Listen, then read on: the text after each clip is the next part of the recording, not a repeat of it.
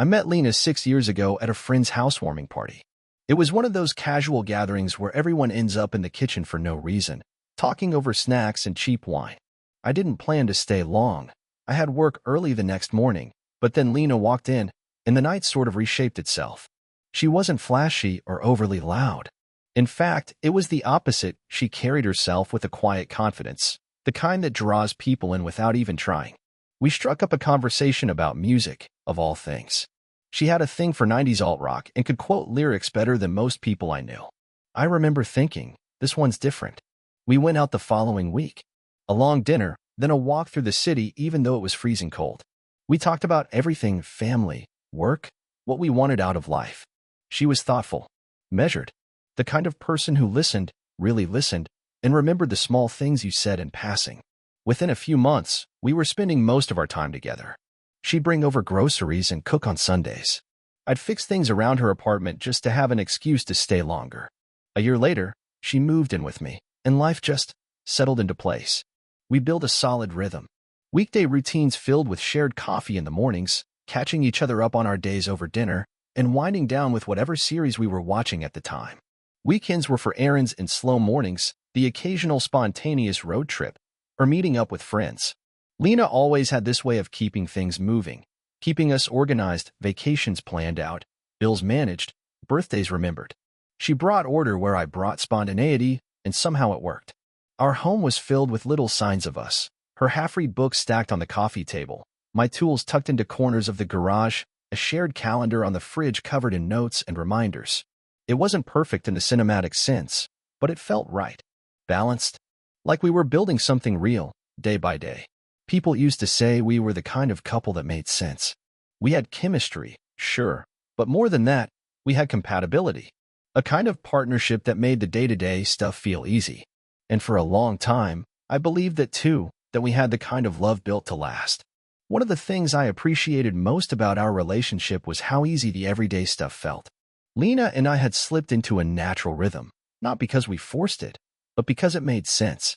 We had our roles, our routines, and a kind of unspoken understanding of what the other needed. She was the one who reminded me to breathe when work got hectic. I was the one who could make her laugh when she was wound up too tight. Somehow, we balanced each other out. Weekdays were predictable in the best way. Mornings started with her making tea and me fiddling with the coffee machine until it finally agreed to cooperate. She always left a sticky note on the fridge before leaving for work. Little things like "don't forget the vet appointment" or "let's order in tonight." I always looked forward to those notes. They were small, sure, but they grounded me, made me feel like we were a team, checking in, staying in step. We'd reconnect in the evenings, usually on the couch, half watching a show while she scrolled through her phone and I worked on something for the garage. Every now and then we'd have deeper conversations about where we wanted to live next, what our wedding might look like when we got around to planning it, whether we wanted kids. She was always measured in her answers, thoughtful. I liked that about her. She never rushed anything, but when she made a choice, she followed through. Lena was close to her family, and I got along with them too. Sunday dinners with her parents were a regular thing. Her dad and I would sit on the porch talking about sports, while she and her mom hovered in the kitchen, laughing about some family story I couldn't always follow. It made things feel complete, like there was a life already being built around us, not just between us. My own family liked her too. My sister once told me Lena had a calming presence, like someone who keeps the wheels turning when you don't even realize they're stuck. That felt accurate. She kept things running, from meal planning to remembering birthdays I'd forget without her. Financially, we were solid. We shared expenses, saved where we could, splurged when it mattered.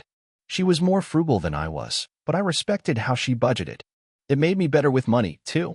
We even started looking into buying a house, nothing fancy, just something with space for a dog. Maybe a workshop for me. The truth is, I didn't think about whether or not things were perfect. They didn't need to be. They were ours. Comfortable, settled, stable.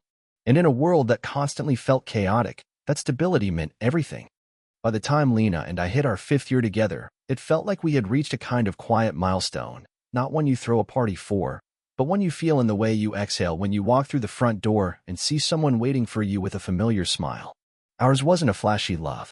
It wasn't filled with grand romantic gestures or over-the-top surprises, but it was real, tangible, built from consistency and shared effort. We had just signed the lease on a new apartment a few blocks closer to her office, a two-bedroom with big windows and enough space that I could finally set up a proper workspace.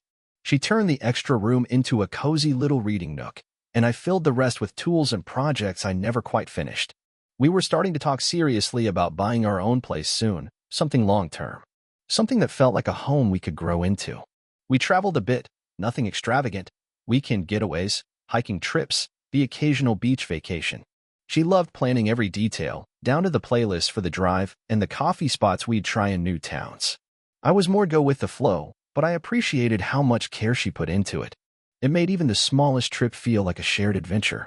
I'd catch her smiling at me across a breakfast table in a diner 2 states away, and I'd think, I could do this forever. Friends often asked when we were getting married. We always gave the same answer: soon, when it feels right. We weren't in a rush, but we talked about it enough to know we were headed there. We even browsed rings once on a lazy Sunday afternoon. She liked simple designs. Nothing too flashy. Something elegant and quiet, she said, like it was a metaphor for the life we built.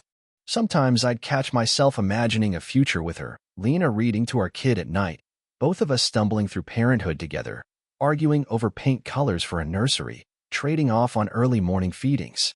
It didn't feel far-fetched. It felt natural, like the next chapter in something we'd already started writing. I didn't question the foundation we were standing on. We laughed often. We still reached for each other's hands in the car. She still kissed me on the cheek before heading out the door. We still had quiet mornings with coffee and shared silence that never felt heavy. If you'd asked me then whether I was happy, I would have said yes without hesitation. I had no reason to think otherwise. It started with a conversation I wasn't expecting. We were sitting on the couch one evening, finishing up dinner while watching reruns of some comfort show, one of those nights where everything felt normal, background noise and takeout boxes and the low hum of familiarity. Lena had been quiet for a while, not in a way that stood out at first, just more thoughtful than usual. She finally turned down the volume and looked at me like she'd been rehearsing something. "Can I ask you something?" she said. I shrugged. "Of course." She hesitated. That alone was strange. Lena wasn't one to fumble her words. "What do you think about open relationships?" I paused, unsure if I'd heard her right. I laughed, thinking maybe she was joking. But her face didn't change. She was serious. "I don't mean right now," she added quickly, like she could see the expression I didn't realize I was making. "I'm just curious. I've been reading some things, watching a few videos. People talk about how it brings new life into long-term relationships, how it can actually strengthen trust." I wasn't angry, but I felt something tighten in my chest. I'd never even thought about it. Not once. And the fact that she had enough to bring it up caught me completely off guard. "I don't know," I said slowly. "That's not something I've ever considered. I guess I just always assumed what we had was enough." She nodded, and for a moment I thought that was it. But then she added, "It's not about not being enough. It's just curiosity, you know? We've been together a long time. Sometimes people explore. It's not cheating. Not if you agree." The word cheating hung in the air longer than she probably meant it to. I told her no, not angrily, not defensively. Just honestly. It wasn't something I was interested in. I loved her. I didn't want anyone else. And maybe that made me old-fashioned or narrow-minded, but it was what I believed. I thought we believed that together. She didn't argue. She didn't press. She just nodded again, kissed me on the cheek, and went to bed early. And for a while, I convinced myself that was the end of it. Just a weird blip in an otherwise strong relationship. Something she brought up out of curiosity, not intent. But after that night, something changed, not immediately, not dramatically. Just enough for me to feel it. She started going out more, saying she needed space or time to herself. Nothing outrageous. Nothing I could point to and say this is a problem. But the warmth in our routines cooled a little. The small touches, the lingering glances, they faded.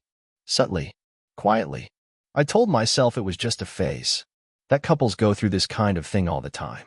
But somewhere underneath that, a question had taken root. One I couldn't ignore. Why did she ask?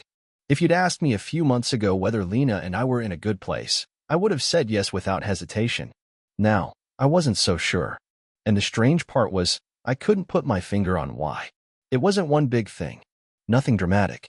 No late-night arguments, no slammed doors, no cold shoulders.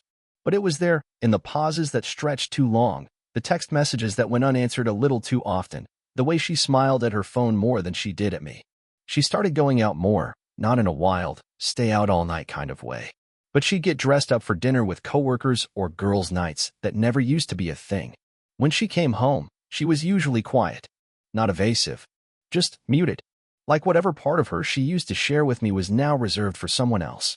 I didn't want to be the paranoid partner. I told myself not to overthink it. People change. Routines shift. Maybe she really was just reconnecting with her social life. Maybe she was going through something privately and didn't want to burden me with it. That had happened before. She'd internalize her stress until it passed. But this felt different. Our conversations got shorter. We still talked, but mostly about logistics. Groceries. Bills. Weekend plans. The kind of talk that keeps a house running, but says nothing about how the people inside it are doing. I'd try to bring up something deeper, ask how she was really feeling, and she'd brush it off with, "I'm fine, just tired." She used to fall asleep next to me with her leg draped over mine, her breathing slow, and even against my shoulder. Now, she stayed up later than me, reading or watching something on her laptop in the other room. When I'd wake up and find the bed half empty, I'd stare at the ceiling and wonder what I was missing. I started noticing small things. Her phone, which she never used to care much about, was now always face down. Notifications muted. A new passcode. When I asked her if something was wrong, she just smiled and said, "No, why would you think that?" I didn't have an answer. And that was the worst part. There was no evidence. No confession. Just a feeling, one that whispered to me in the quiet moments, when she was out late or when I caught a glance that didn't linger the way it used to. I wanted to trust her. I did trust her. But lately, that trust felt like a house with a shifting foundation, still standing, but creaking in places I hadn't noticed before. And I was beginning to wonder if something or someone had quietly moved in between us. By now, the silence between us had taken on a shape of its own, something heavy enough to feel, but too vague to name. I kept telling myself it was just a rough patch, the kind every couple goes through. We were busy, stressed, caught up in the momentum of day-to-day life.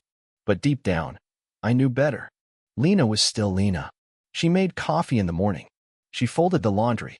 She asked me if I wanted anything from the store. But it all felt like muscle memory now, like she was playing the part of a partner, rather than being one. And I was doing the same, trying to hold up a routine that felt more like a shell of what it used to be. I caught myself studying her when she wasn't looking. Her phone always within reach, her eyes drifting when I spoke, her laugh softer and more distracted. She used to share everything, her thoughts, her annoyances, her dreams. Now, I'd ask how her day went, and she'd shrug it off with a casual, same old, then change the subject. I didn't ask where she went when she left in the evenings. I told myself it wasn't my place to be suspicious. We were adults, and trust was supposed to be unconditional. But when she'd leave dressed a little nicer than usual, wearing perfume I hadn't noticed in months, I couldn't stop my thoughts from spiraling. Once, I mentioned how I missed our weekends together, the slow mornings, the long drives with no destination. She smiled, nodded, and said we should plan something soon. But nothing ever came of it. Every weekend brought something else, errands, plans with friends I didn't know, solo time she said she needed. There was a night I remember clearly. I couldn't sleep, and I got up to grab some water. I passed the living room and saw her sitting in the dark, lit only by the glow of her phone screen. She didn't see me. She was smiling, not a full laugh, just that quiet kind of smile people make when they're lost in something that feels good. Or someone. I stood there for maybe 5 seconds, then turned away before she noticed. I didn't say anything. That was the theme lately, not saying anything. I had questions, but no courage to ask them. I had instincts, but no proof. And maybe that was the worst part, this quiet ache of uncertainty that I couldn't share with her, because she was the one person I used to tell everything to. I started going through the motions more than I realized. I showed up to work, I answered texts, I made dinner. But something inside me had gone quiet, the part that used to feel grounded in who we were. The part that believed, without question, that we were on the same page. Now, I wasn't even sure we were in the same book. I didn't set out to become someone who spies on the person they love. I didn't want to be that guy paranoid, insecure, sneaking around his own home like a stranger. But there comes a point when the silence gets too loud to live with. When the not knowing starts to feel more unbearable than the truth you might find. It was one night, a week after her third girls' dinner in 2 weeks. She came home after midnight. I was in bed pretending to be asleep, but I could hear her walking quietly through the apartment, like she was trying not to wake me. When she finally slipped into bed beside me, she smelled like a different kind of evening, not food or drinks or the city. Just something unfamiliar, clean, polished, distant. The next morning, I sat at the kitchen table staring at my untouched coffee. She was humming to herself while getting ready for work, just like any other day. And I realized then, this wasn't a phase. Whatever was happening, she wasn't planning to talk to me about it. That day, I ordered 2 small cameras online. Discreet ones. The kind you can hide behind books or in the folds of curtains. I hated myself for it. I told myself I was crazy. But I needed to know. Not to accuse her. Not to confront her. Just to breathe again. To either put the thoughts to rest or finally see the truth I couldn't shake. A week later, when she said she'd be staying late at work, I stayed home under the excuse of a stomach bug and installed the cameras. One in the living room. One, and this was the hardest part, in the corner of our bedroom, tucked near the curtain rod where she wouldn't notice it. It felt awful. Cold. Like I was betraying something sacred. But the truth was, I already felt betrayed, just without the confirmation to justify it. That night, I lay in bed alone, phone in hand, heart in knots. I kept telling myself maybe I'd see nothing. Maybe I'd watch the recordings the next day and feel ridiculous, embarrassed that I ever let my imagination go this far. Maybe I'd even tell her what I did, apologize, and we'd laugh about it, a weird, regrettable blip in an otherwise solid life. But somewhere inside, I knew I wouldn't be laughing. She wasn't the same. We weren't the same. And now, whether I was ready or not, I'd finally see what had changed and who had changed with it. I don't think anything really prepares you for the moment your entire sense of reality collapses into a grainy video clip. I waited 2 days before I finally opened the footage. I convinced myself maybe I wouldn't need to. That Lena would come home one night, sit beside me on the couch, and without knowing anything, just start talking. Maybe she'd say she missed me. Maybe she'd cry and tell me something was wrong. Anything. But she didn't. So, on a Tuesday night, while the apartment sat silent and she was out again, somewhere I didn't ask about, I opened the saved clips. I didn't watch all of them. I didn't have to. The third file started with nothing unusual. Just our room. Still. Empty. Then movement. The bedroom door opened. And there she was. Lena. Laughing. But not alone. I recognized the man before the door even fully opened. Her ex-Jason. I froze. My body locked in place. My breath felt like it got stuck halfway between inhaling and choking. They didn't talk much. There wasn't some passionate, emotional reunion. No explanations. No drama. Just routine. A rhythm. Like this wasn't the first time. Like they knew this room together. What gutted me more than anything was how comfortable she looked. How at ease. Like she had long ago made peace with whatever line she was crossing. I kept watching, not because I needed to see the details, but because I couldn't believe what I was seeing was real. My home. My bed. Her hands where they used to belong to me. It was like watching a version of my life from the outside, one where I didn't exist. I don't remember pausing the video. I don't even remember closing the app. I just remember sitting there in the dark, the silence around me suddenly deafening. My ears were ringing. My mouth was dry. My hands were shaking. And the part that shattered me most? I wasn't even surprised. I think I'd known. Maybe not consciously, maybe not with full clarity, but my gut had been sounding alarms for weeks. I just didn't want to listen. I didn't want it to be true. I wanted to believe that the woman I shared years with, the woman I still kissed goodbye in the morning, would never do something like this. But she had. And now there was no one seeing it. No going back to the doubt or the wondering or the hoping. It was done. I had proof. I had faces. I had video. And for the first time in my life, I had nothing to say. There's a moment after heartbreak when the pain stops screaming and just goes quiet. Not because it's gone, but because it's settled into you, like smoke in the walls. That's where I was the morning after I watched the footage. I didn't cry. I didn't rage. I just sat in the same clothes from the night before, staring at the blank TV screen, wondering how long I'd been sitting there. Lena came home that afternoon. She walked in like it was any other day. She even smiled, asked if I wanted takeout. I looked at her, really looked at her, and realized how much of her I didn't recognize anymore. I didn't say anything right away. I went to our room, pulled the hidden camera down, and placed it on the kitchen counter. She looked at it, then looked at me. I watched the blood drain from her face. Her voice caught in her throat, and she started to speak, maybe to explain, maybe to lie. I'll never know. I didn't give her the chance. I know everything, I said. You don't live here anymore. She stood there, stunned. I pointed to the bag I'd packed for her, sitting by the door. Her keys had already been disabled. Her things, the ones I could carry, were outside. The rest could wait. She started crying, talking fast, apologizing, saying it was a mistake, that she didn't mean for it to happen, that it didn't mean anything. All the lines you think only exist in movies. But in that moment, they were just noise. Her voice was a language I no longer understood. I didn't yell. I didn't ask her why. I didn't want to hear her say his name. I just opened the door and stepped aside. And that was it. There were things that happened after, things I won't dwell on. I made sure she knew what I'd seen. I made sure Jason's wife knew, too. Some truths needed to be shared. The fallout was what it was. She tried to call. He tried to reach out. I let the silence speak for me. But underneath the actions, beneath whatever she might call revenge, was a man standing in the ruins of something he'd built with love, trying to breathe again. What I felt wasn't triumph. It was grief. And grief doesn't need an audience. It just needs time. In the days that followed, the apartment was too quiet. I had thought the silence between Lena and me had been unbearable, but this new kind of silence, it was something else entirely. It was emptiness. Stillness that echoed. I found myself reaching for routines that no longer applied. 2 coffee mugs in the morning.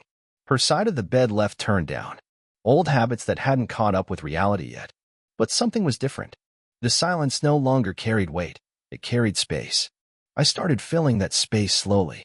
I took long walks without destination, just letting my mind wander, letting the noise inside me loosen its grip. I deleted old photos, put away keepsakes that hurt to look at. I stopped checking my phone for messages I knew would never come or ones I didn't want to read. I even called a therapist. I don't know why it felt like such a big step, but it did. Saying it all out loud, to someone who didn't know me, made it feel more real. And somehow, less unbearable. Weeks passed. I saw friends I hadn't seen in months. Reconnected with my sister, who offered a quiet understanding I didn't know I needed. People surprised me, some stepping forward, others disappearing when the storm hit. But that's what storms do. They strip things bare. They reveal what's strong enough to stay standing. And then one evening, I met someone. It wasn't planned. It wasn't some rebound or an attempt to prove anything. It was just a conversation at a bookstore, of all places. She asked me if I'd read a novel I was holding. I hadn't. She smiled and said I was in for something beautiful. Her name was Claire. We got coffee, talked about music. She told me about her dog. I told her I was recently separated, still figuring things out. She didn't flinch. She didn't ask for more than I could give. It was early, uncertain, gentle. But for the first time in a long time, I laughed, really laughed, with someone.